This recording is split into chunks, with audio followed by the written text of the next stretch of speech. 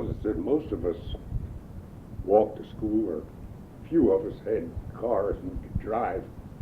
But when we were walking, all right, let's say you come in College Street to your main campus at the college.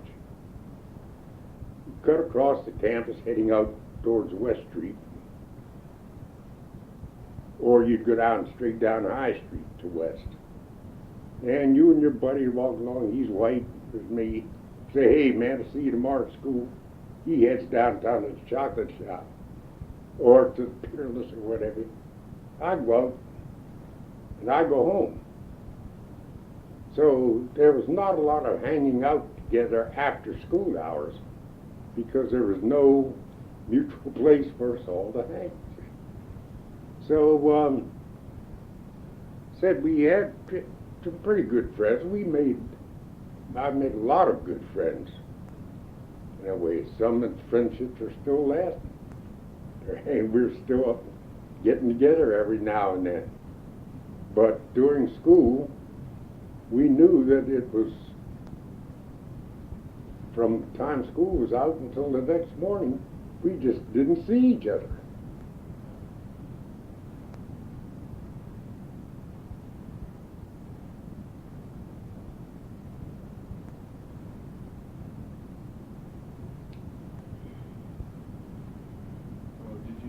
Were mostly white children in the general course?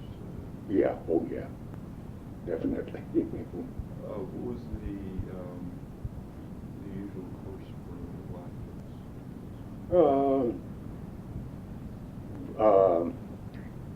Commercial or vocation. But the thing of it is, after 9th grade, you didn't find too many black kids going. See, because 9th grade, they flunk out, that was it, gone. Or they quit. As soon as they got old enough, they would quit school. So I can't tell you exactly how many black kids were left after I graduated. But out of that bunch, there weren't too many of them that I would say would graduate. Because they very rarely got through to a junior year. Were they required to get through the 8th grade? No. A lot of them quit before 8th grade. You could quit whenever? Well, you're supposed to be able, you couldn't quit legally, would have been like 16 or something like that.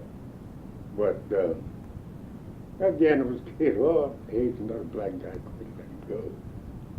Well, forget it. That was it. Go to the parents, in some cases there was a parent, and they didn't care. Make the kid get out and get a job. But that was it. Do you know where anyone worked? Kids who dropped? Oh, no, because there really wasn't that much for them to do. And what they were doing, maybe odd jobs around, okay, this time of year, you're on to rake leaves, or mow lawns, or something like this. But there was no other work. Where there were no such things as Burger Kings and McDonald's. So you couldn't flip burgers and make fries, you know. And so you just maybe work garbage truck or something of that nature. Yeah, it was all. Nothing for you to do.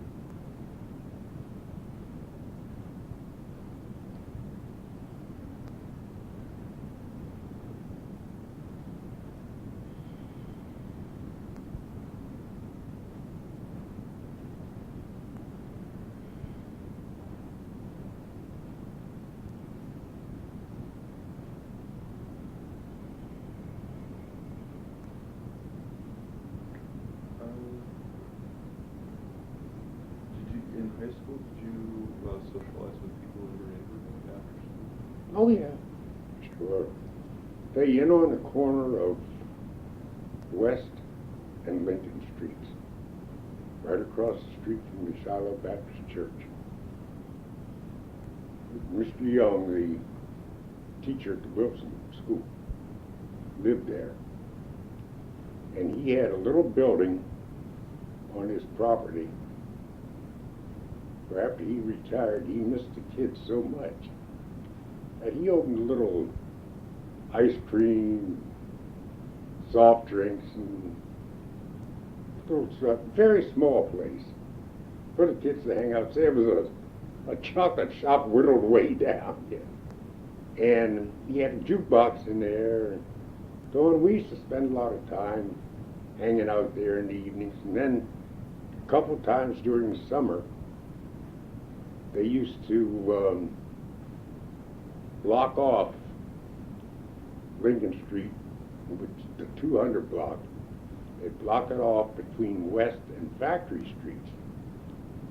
And he would move his jukebox out to a big stoop, big stone stoop he had sitting outside. And he would have street dances out there. And we used to sometimes go to dance all half the night, you know, that kind of thing. You could say, and with Mr. Young, it was a good deal because he actually loved teaching. He loved the kids. And that was his way of keeping in touch with the kids when he was forced to retire. And so that's some of the things that we did out there, you know, how we socialized together and everything. And then, oh, it was a big deal in those days for the guys to have bicycles. And everybody was trying to outdo everybody else on the type of fancy bicycle you had, you know, the more chrome the better and all this kind of stuff. So the guys we used to all do a lot of riding. And the girls, well, they used to hang out, but they were just mainly standing around watching us, you know, that kind of thing. But so I said, yeah, as a neighborhood, we hung out in kids from the other end of town, from down the south end of town, Chapel Avenue and those places. They used to come out there because that's where it was all happening, see. And so any night you could come down, you would see a bunch of guys and a bunch of gals hanging out, sitting on the church steps or sitting in Mr. Young's place or anything like that. Hell, we used to do an awful lot of curb sitting. You just sat along the curbs and told tales and lied and did anything else that came to mind, you know. Yeah.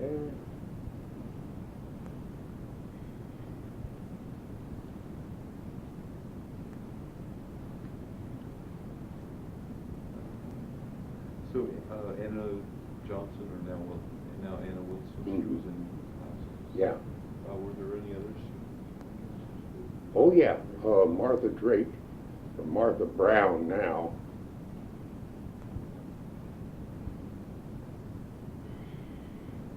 And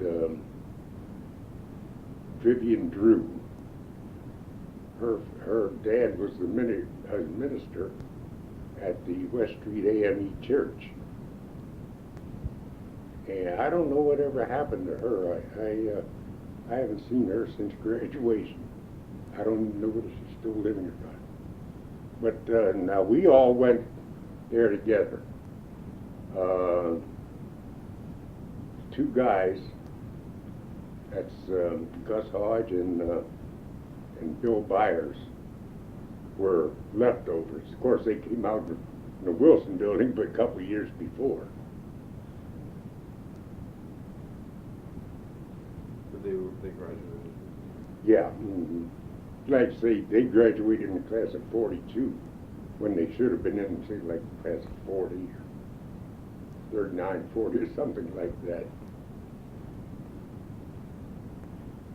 So you graduated in 1942? 42, yeah.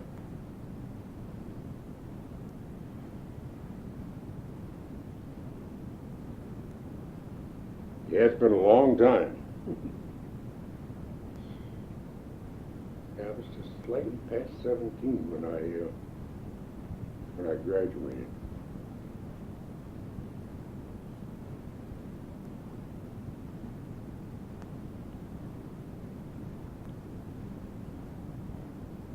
Did you enter the school early, or were you just young? Well, I was just a little young. See, at that time, I forget what the limit was. My birthday was in January. So with having a January birthday, I could get in at 5. Yeah, I got in September of 30. I was 5 years old, and I think my 6th birthday had, yeah, my 6th birthday had to fall before sometime in February or something. I forget what the rule was then. But see, as I said, there was no kindergarten. So I was able to get in under the wire. Yeah. I got an early start. Were you involved in any social life at that time? No, not really. Because again, it's, you go your way, I'll go my way, you know, that kind of thing. Did you wish that you could participate in the activities? Oh, sometime it did, yeah. I mean, you'd hear what some of the other guys were doing, or parties were being held and so on, you know. And, you know, it was a case of, you and I could be the best of buddies, okay? We're great partners in school. But if your parents were going to have a party for you, no way was I going to be invited. It just didn't happen, you know what I mean? And I knew it. He knew it. But the next day at school, we're still buddies, you know. But you just ruled out the bit that you were going to get involved in any social activities. So that didn't bother you? No, that's the way it was, so we accepted it for that's the way it was.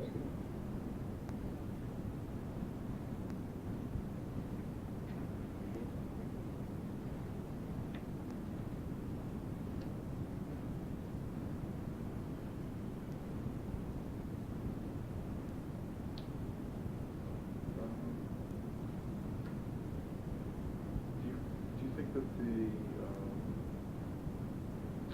black and white students were disciplined in the same way? That I don't know. I really couldn't tell you. Because I don't know what went on with the kids in the grades behind me. What have, so I had no idea. Were you encouraged to go into the general course? No, except how the course is offered. That was the only one I won because I didn't want in any commercial thing or no vocational. So it was almost a foregone conclusion that you went into a general course, which I say was at that time the equivalent to a college prep, you know. So that was the only way to go.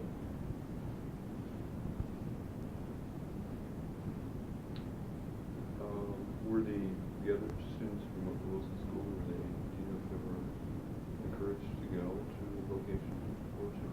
I had no idea. I don't know.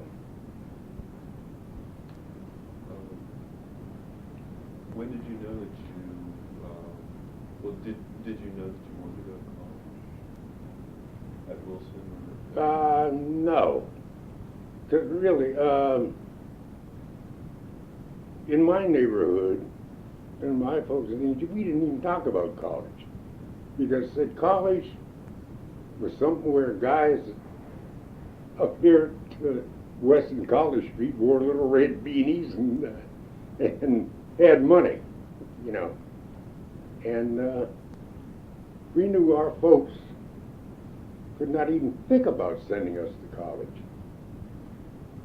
So, what the heck? We just, it never entered our minds, really. We never entered, it wasn't a long-term goal.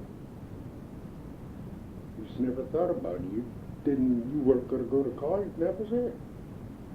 Get out and get a diploma, high school diploma, and get out and get a job. Did you have any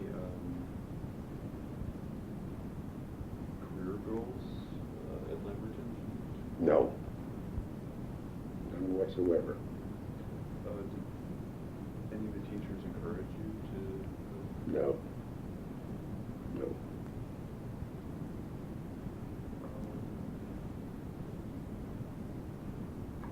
How was discipline handled at the Lamberton School? Who was it? The teachers who? Teachers, yeah. Was disciplined? Mm. Did the principal get involved? Oh, in extreme cases, yes. Trying to say like things like fights, or somebody talking back or swearing at a teacher or something.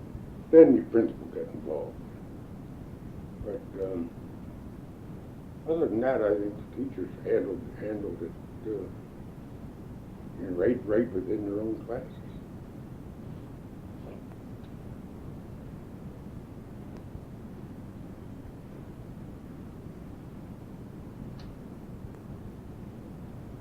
How did you decide to join the service? Well, once the war started, as a lot of young people were, I was gung-ho. Let's go, I want to get in here, you know. And that was it. I had thought about service one time, but never thought about it as a goal, you know. I used to like to go out to the barracks to watch the reviews and so on, the pageantry. And, oh man, this was great stuff as far as I was concerned. And at one time I did have stars in my eyes and thought about West Point and, you know, that kind of thing. Yeah, that just went, you know, down the drain. But then the war started. War started in 41, and I was in my senior year, but only 16 years old. So I figured, well, as soon as I got out of school, boy, I'm going to go in and jump in and get in this fight. Government didn't see it that way. They told me I had to wait until I was 18, so that slowed that down. But still, I was getting gung-ho to get into the service. So as soon as I was 18, I went. That was it. You know? And other things just fell into place a little bit after that. And service went very well, fairly well. I was a little disappointed, I thought, with the service because of the segregation and the racism in the Army. It was worse out there than it was out here in the street. But for that reason, I got out. After my 3 years were up, I said no more. Should have stayed longer, but that's beside the point.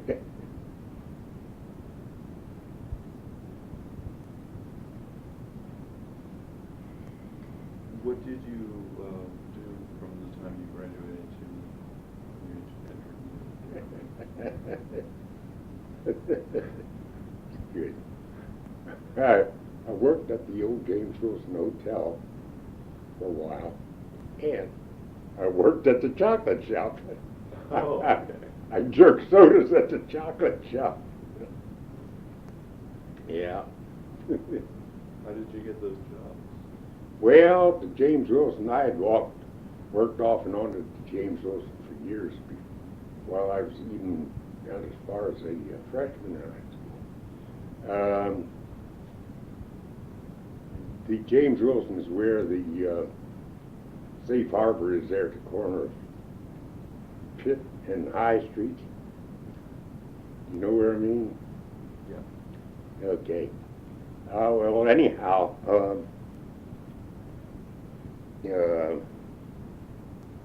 with the war taking older guys and so on, I went to work at the James Wilson as a busboy and bellhop, and later on as a waiter. And I stayed right there and finally got into being a waiter. I used to wait Kiwanis luncheons there, and say hobnells at nights and weekends and that sort of thing. And I did that all through high school. In fact, I had always had it arranged that every year I got my schedule fixed so that I had, a Tuesday morning study hall. So I kept waiting clothes at the hotel Tuesday when everybody's going into that last period. I had a study hall in which I was permitted to jump on my bike, head downtown, get into my waiting clothes, wait to Kiwanis luncheon, take off my clothes, get on my bike, and go back to school in the afternoon. So I did that, I'll say, all through high school, and working nights. In fact, I was doing swell. That time I even owned my own automobile, so I was making good money. And anyhow, I got when I thought I was going to be going into service, I quit my job, and it still wouldn't take me right away. So then I had a few more months to kick around, so I went over to the chocolate shop to work. I knew the people at the chocolate shop. I'd done some odd jobs for them before, and the guy that had been there for 9,000 years running the fountain was still there. So he's a good friend of mine. So then he trained me, and I worked there until time to go to the service. So I'm still running my old friends there while I was working. I'm still working for them.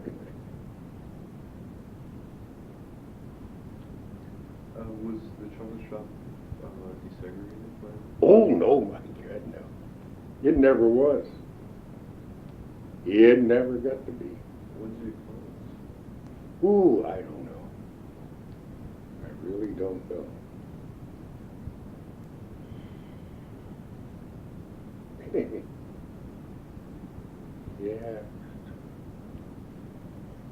Yeah, I don't know when. I don't know. I think they were still in business after the war, though. Yeah, some of the old historians around town could tell you that, but I can't.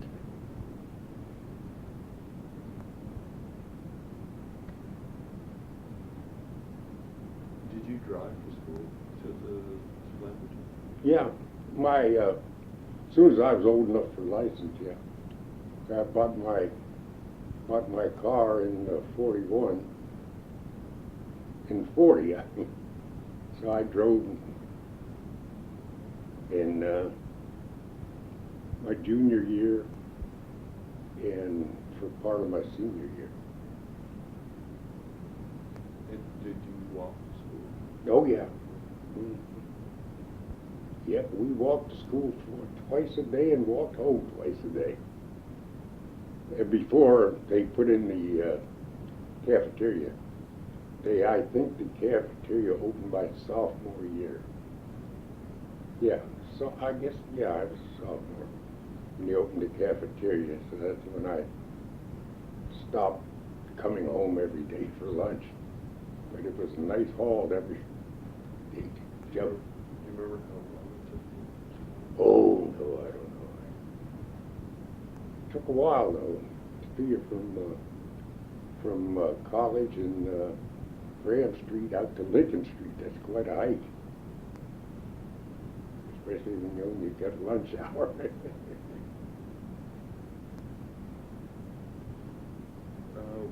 How did your parents feel about your graduation today from language? Oh, my mother was very happy about it. My dad, I doubt if he even went to graduation ceremony. Like I say, that stuff was just not his cup of tea.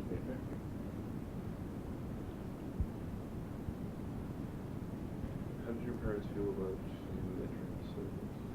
Oh, no problem there at all. My mother was scared a little bit. My dad didn't, because he had been a soldier, and him was no big deal. My mother was naturally a little apprehensive because, only child, maybe, but there was no big crying and wailing over my going, But they knew I wanted to go. Yeah, they knew I was just champing at the bit to get in there. What do you think was most made you film? I don't know, it's just something I liked about the Army and the drill and the pageantry and the music. The whole thing is just, and they said you used to seeing the old movies, with all the fancy stuff. Nobody ever told you what a war was really like, But I think that was it. The whole idea to me was just fascinating. I don't want to get there. Well, what countries did you serve in? Italy, France, Belgium. Did you see Miller action? Yeah. It's all my share. Yeah. Did you serve in the segregated battalion? Oh, yeah. 92nd Infantry Division, which was all black except for officers, high-ranking officers. Young first and second lieutenants and captains were treated just as bad as enlisted men. In fact, they couldn't even belong to the same officers club as the white officers. Figure that one out.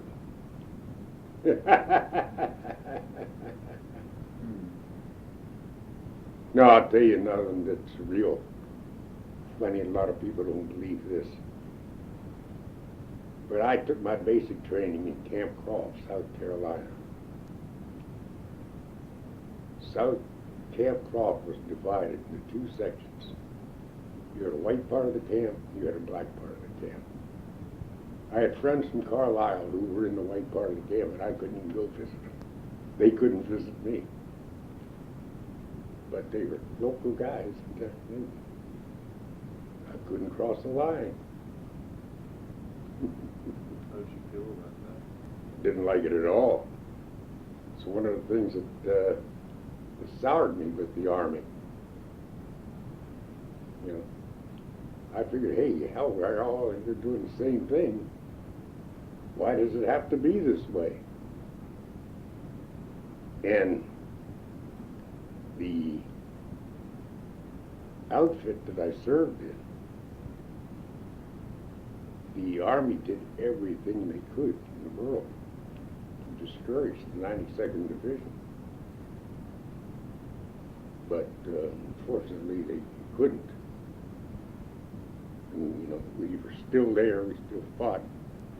But the officers, some of the higher ranking officers, didn't want to serve with us. The Army gave us the worst of the officers that they had. In other words, they had officers that they wouldn't trust with white organizations, but they gave them to us as leaders, and we got a bunch of bums.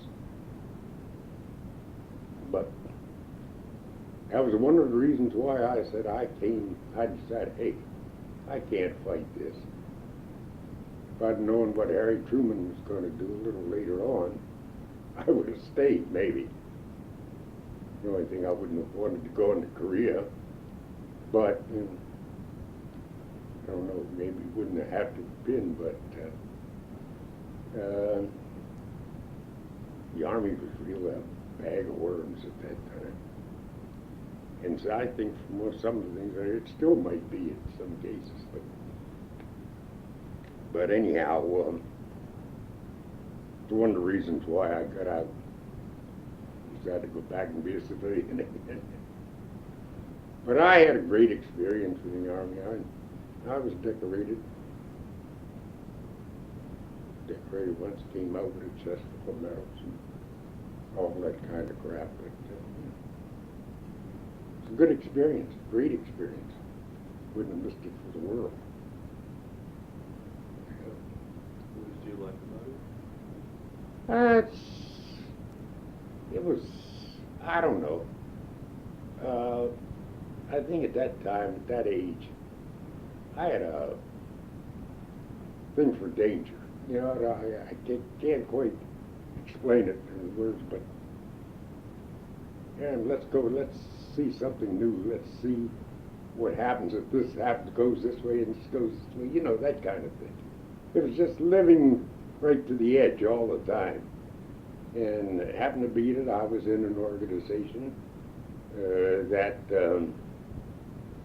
was sort of on that edge all the time. And I just enjoyed every bit of it. Just the adrenaline pumping all the time, you know, that kind of thing. People shooting at you, hearing shrapnel zinging over your head. Because actually after the war ended, I was still in Italy. And it just got boring. Hey, you know, nothing to do. I get up and you go downtown. I was in Genoa at the time when the war ended.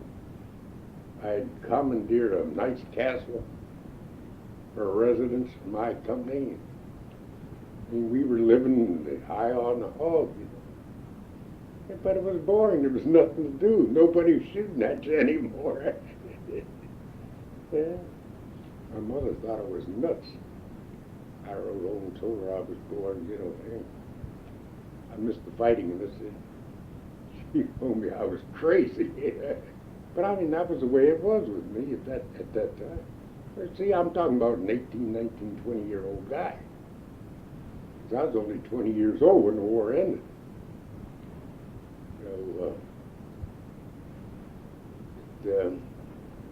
Well, I guess it was just the thing of being in the middle of something. Feel like you're doing something, you know. And in the middle, I met a lot of new people, a lot of good people, a lot of bad people.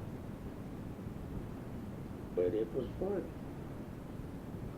Do you remember how many people were in your town? Oh my God! I forget now what a division and everything was made up of. Just numbers in each, but yeah, in a division where you're talking about. In our case, we had 4 infantry regiments. We had 3 battalions in each regiment, and how many companies in each battalion, you know.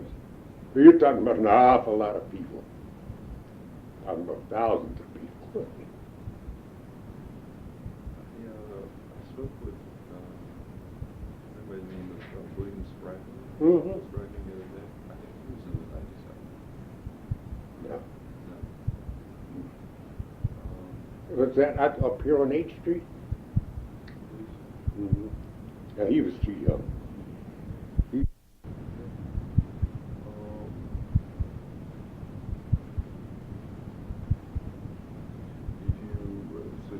Did you find a job after coming back? That's another joke. No,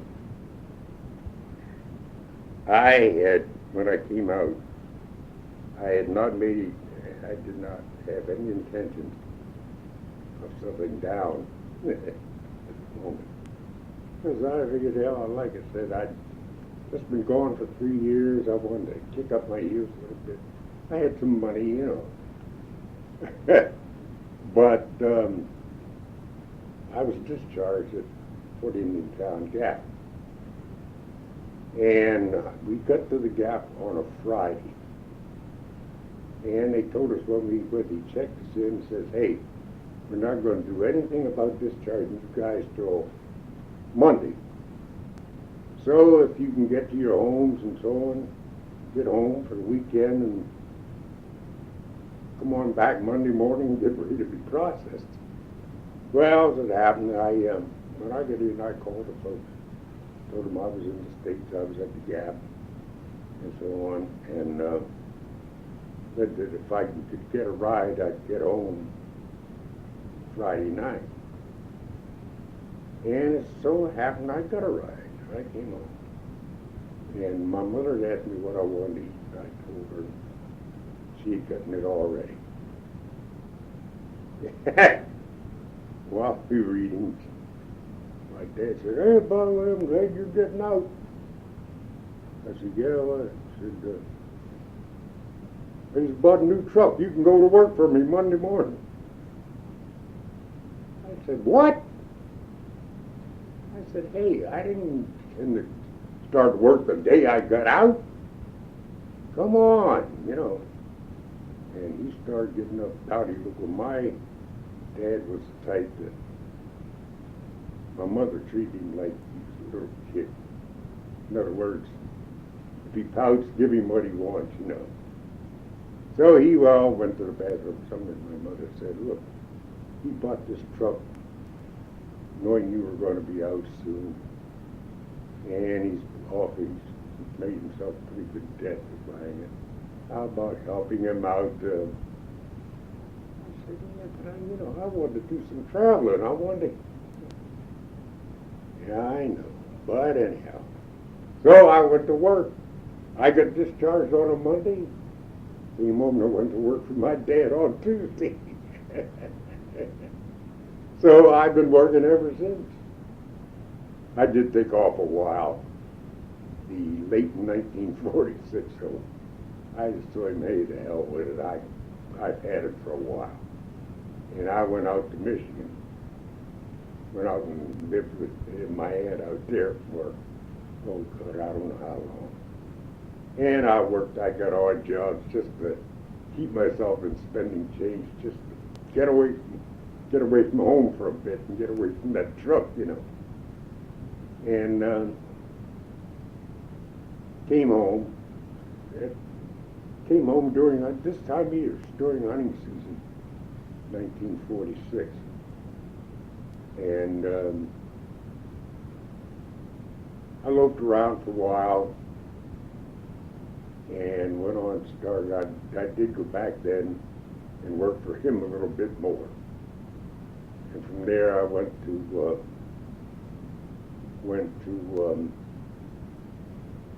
work at Carlisle Barracks, Lieutenant Bar. And I stayed there until 1948. I went to work at the Navy Depot. And stayed there until I retired. So I've never been without a job.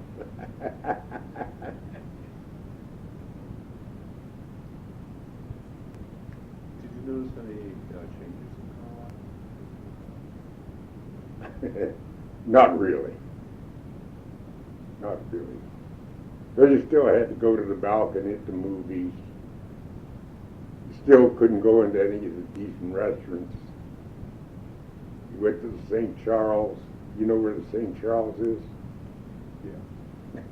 You went to the St. Charles. If you went in the back door, they'd let you eat in the kitchen. So there really weren't that many changes, you know. Was the Carlotta Theater, was that the movie theater? Yeah. Mm. Yeah. Yeah, they had two theaters, one there and they had Strand around the corner, which is where the Historical Society is. Yeah. Strand Theater was around there, and let's see, but I don't know when the Orpheum burned down, but there was another one. The Orpheum Theater was where there's a vacant lot on High Street now, next to what's Bar Goldie's, Blondie's. There's a vacant lot there. I think that's part of the Historical Society. Well, there's some of them around here anyhow, but that was the Orpheum Theater. But I forget when it burned down now. Yeah, both the Orpheum and of course the Carlisle Theater opened in 1939. one that's open now, of course. I think did that open as the Comerford Theater.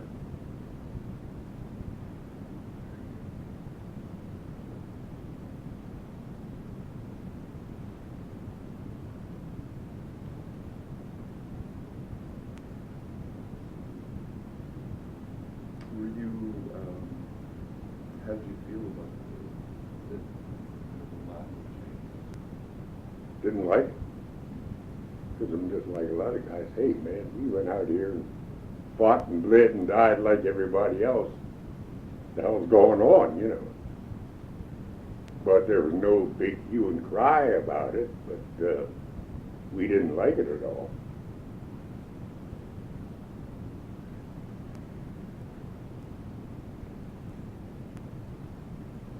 The same way we had a discussion here a few years back. There were some things went on, and it was a case with the American Legion. They wouldn't even allow us membership in the American Legion uptown. It's one of the reasons why we've got 2 Legion posts in town right now. And I was one of the early members. In fact, I was commander of that post for 3 years in a row, with town post 826 on Penn Street. And that reason that post is there, because we were denied membership in the other Legion post downtown. Of course, that had been in existence since World War I. But they would not let us in at that time. And which we didn't make a big fuss about it. Didn't do any marching, protesting, or what have you. We just went on and established our own post. And that was it. Was that in 1946? 46 or 47. I forget exactly when they did incorporate it. But I know I was commander for 48, 49, and 50. And post was brand new. I was I guess, the second commander of that post. So it was either 46 or 47 when it was organized.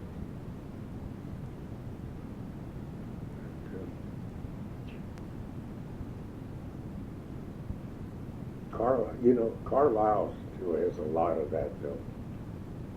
It's just a little more subtle, I guess. And but one reason where there's 2 people that always had a soft spot for. That was Joe Rillo, who's now deceased. At Rillo's restaurant. And Charlie Mallius at Sunnyside. And they were 2 of the restaurants we could go to and sit down and enjoy a meal. And this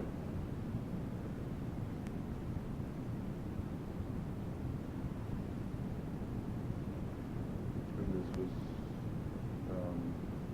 were they open in 1946? No, Sunnyside wasn't. Neither was Rillo's, for that matter. I think Sunnyside opened in 1987. I'm not sure exactly when, but Charlie Mallius was still, I think, working for his uncle at the famous Texas Lunch. I'm not sure, but anyhow, it's they were the first 2 restaurants that you'd say where you could go in and sit down and enjoy a meal and like anybody else, you know.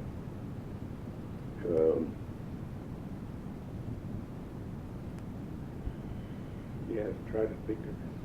They were the only 2. They were the only 2.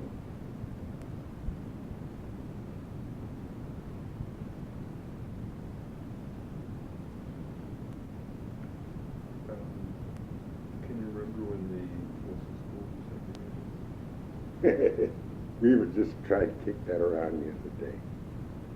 And the closest thing we could come to a good guess was 1950. Saying we weren't sure because, again, there was no great big fancy news about it, no blaring of the trumpets and what have you. It happened, and I think I can remember about the only things that I heard, the only negatives that I heard was, what are they going to do with the black teachers? And really, I don't even, I think, I'm not even sure exactly what happened. But you were talking in most cases about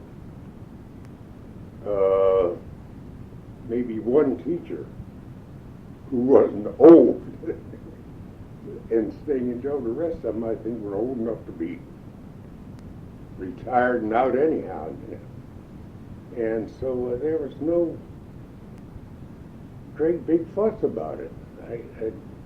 I don't know why there wasn't, but I don't know. I guess it's one of those things that said, well, let's live with it, and go from there. But I know Forrest, he went there in the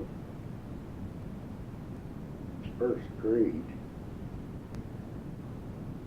and that would have been 1958,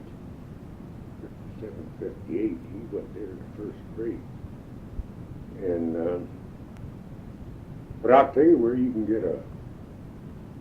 maybe get a good answer on that if you need one.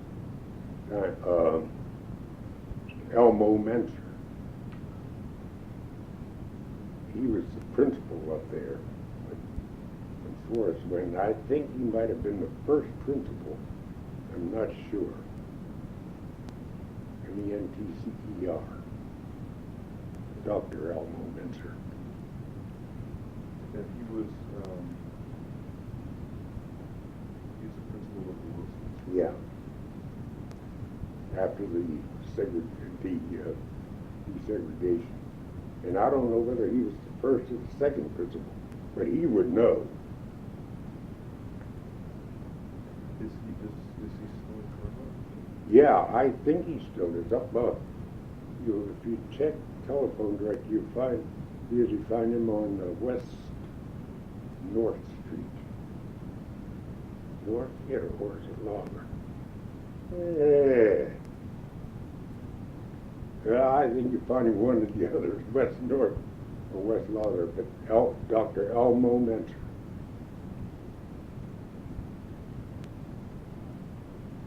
As far as I know, he's still up there.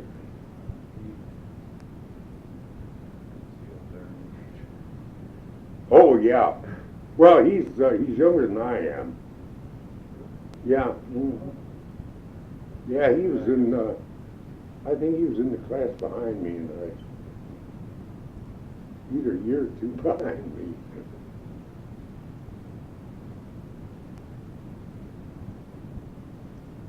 But he's a big man in the New York Lions Club.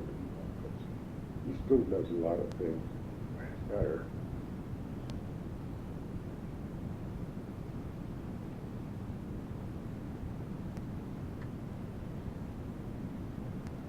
Do you remember any sentiments around the desegregation from the school board or the black people?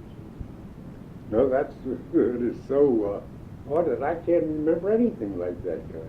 I don't know whether I was in a deep sleep or whether it just happened or what. It's real weird. It just doesn't ring any great big bells for me.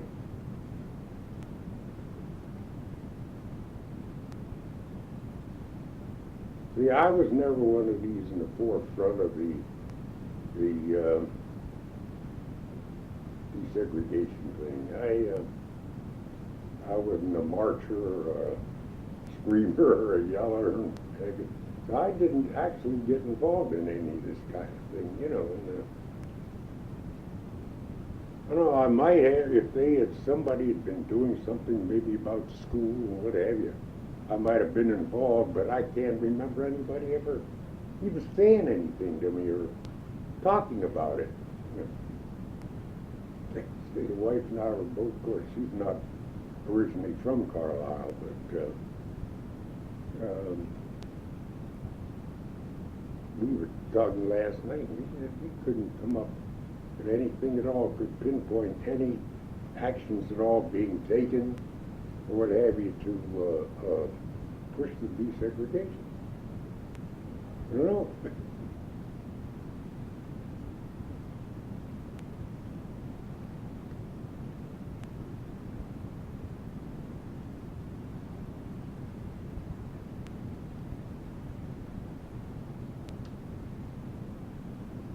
Can we see merits and problems with segregation?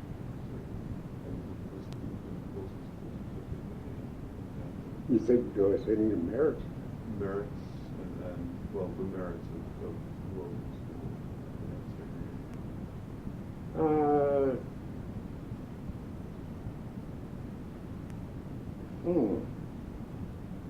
Well, I think of desegregating the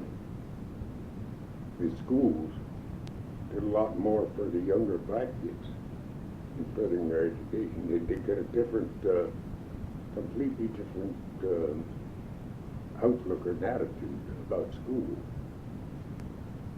I think that's about the only answer I could give you in that question. How do you think their education?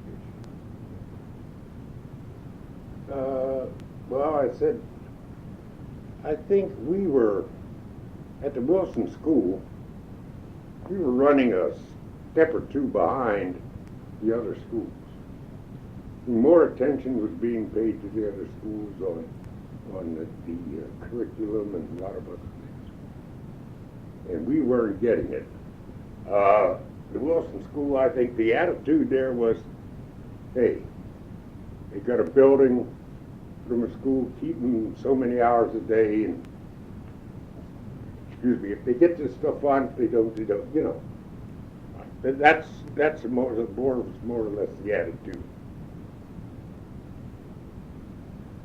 But when they were mixed in with everybody else, it changed dramatically. It just changed to, they couldn't do that with the mixture. So they had to increase, they had to better the curriculum, to get them by. So.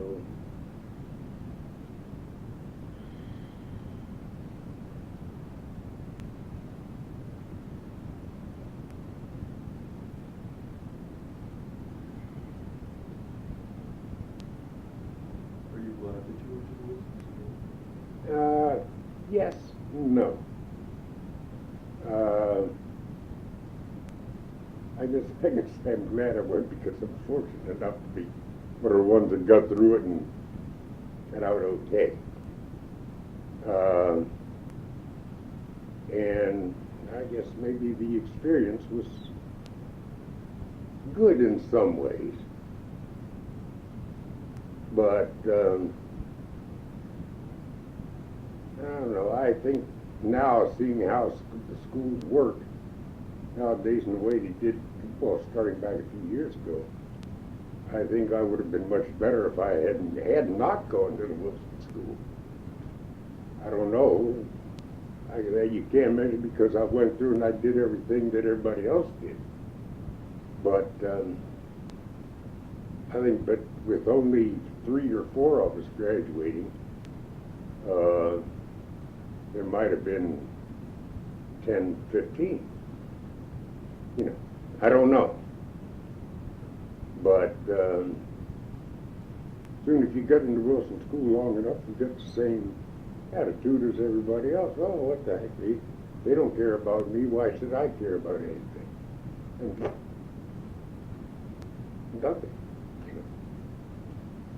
So I don't know.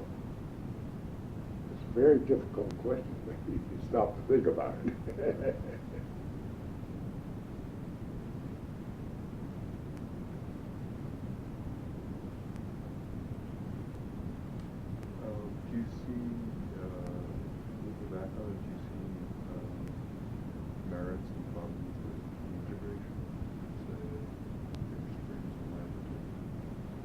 No. I think it was a good thing for everybody. Because, when you think about it, if you look at it philosophically, the white kids were being denied, say, a well-rounded education, whatever, by not knowing us from the other side, not being involved with us, and really knowing what we were all about. Now, when we went to school, as I said, there was no social life between the two races. But now, since we've been out of school, those kind of things don't happen anymore. We go to our reunions and things, and everybody's just the same. That kind of stuff never brought up because we know it happened, we know why it happened, and so on. But I have, let me see, up through our 50-year reunion, I've served on every reunion committee since we've been out of school. And we've had a reunion big reunion every 5 years. A few years back we started having them a little mini reunions once a year because we were all dying off too fast. But say, I have served on every one of the reunion committees. Yet I was not a part of the social life in school. Now, by the same token, I've run into some people here in town, white kids I'm talking about, who never ever would come to a reunion, right? Okay. So I see them. I'd call them up. Hey, what's the matter? You're not coming to the reunions or what have you? They tell me, oh, them snobs, they snubbed me when I was in high school and so on. I said, no, wait a minute. Let's look at it this way. I said, did you ever see me at any of the activities in high school? No. Did you ever see me do this or that? I've written down a list of things. I said, but I'm serving on the committees, right? I said, you can't take what you did as kids in high school and harp on that the rest of your life. You got to realize that was then, this is now. And I've talked to I don't know how many different people in the coming reunions. And they talked to me later saying, gee whiz, we had fun. I said, yeah. I said, that 15, 16, 17-year-old stuff is gone. That's kid crap, you know. So, how are you doing there? I think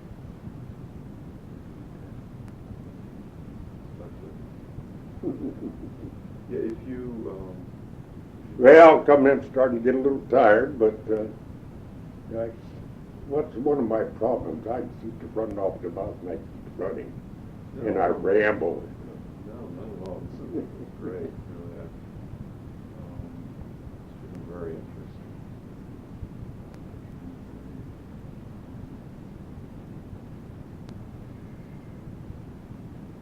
Are you happy that you went to Linton School? Oh yeah, yeah.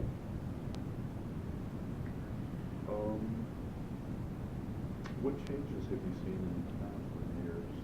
What's made you decide to stay? Well, one thing, several reasons why I decided to stay. First, I'm a small town boy. I don't like city living. The other thing is I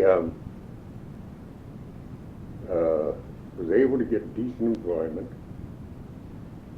I like the school system for my son. I had aging parents, and I had a lot of friends in this town. So I figured as long as I'm making a decent living, I've got some friends. I've got a little bit of family here, which is all my parents are all the family that I had. But I still got a little bit of family here. There's no point in my going anyplace else, you know. I'm not looking for anything. And I had a job. I was in the type of jobs that a little bit later I would have been required to have a college degree to get. I'm making decent money. Why leave? It's just that simple. The only drawback in that was housing. The lending institutions, banks, what have you, did not like to give a mortgage to a black man and to have him build a decent house. This place right here, it built 31 years ago. Okay. I bought the lot almost 40 years ago.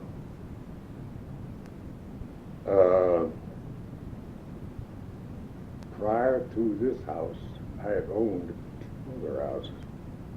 Okay. I went to a bank to borrow the money to buy this lot, $4,000. I owed nobody anything. I was solvent every day, owned my own house and everything else. The bank would not loan me $4,000 to buy a lot because they knew that eventually I wanted to build a house on it. Okay? One gentleman, and I won't mention his name, who was an officer at this particular bank,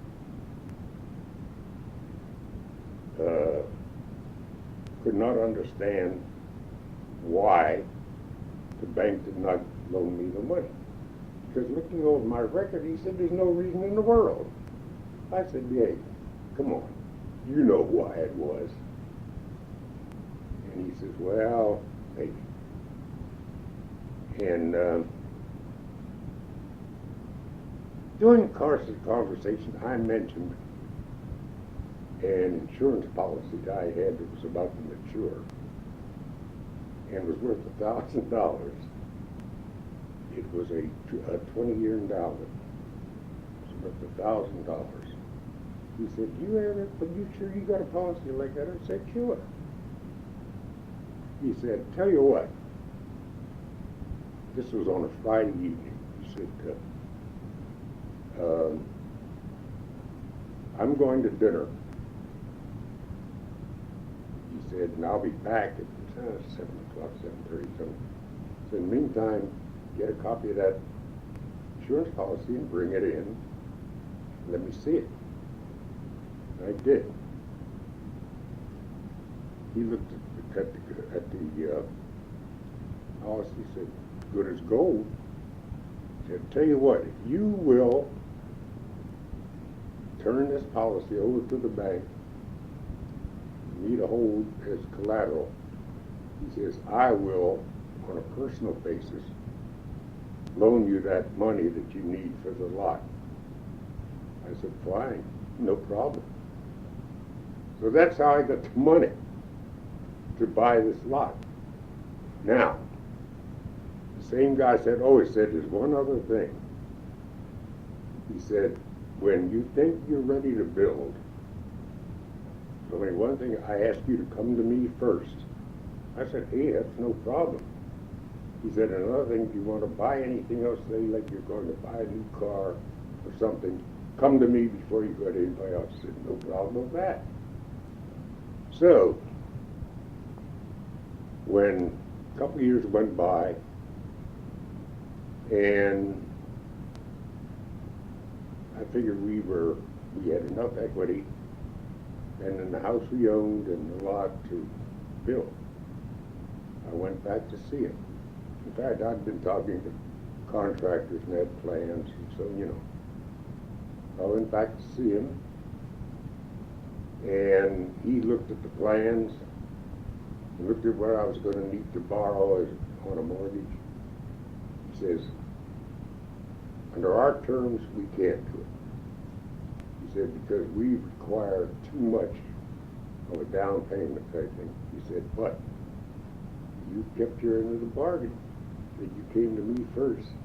He said, let me do this. So he sat down and he took a notepad. He wrote a note, put it in a little envelope. He said, take this down to Carlisle Building and Loan and give it to, forget the name of the guy. But anyhow, said, give it to him, Bob Ost. Said, give it to Bob Ost. I said, okay. So I took my little plans, my note, took it down to Bob Ost. Bob Ost said, no problem at all. I got the money to build this house.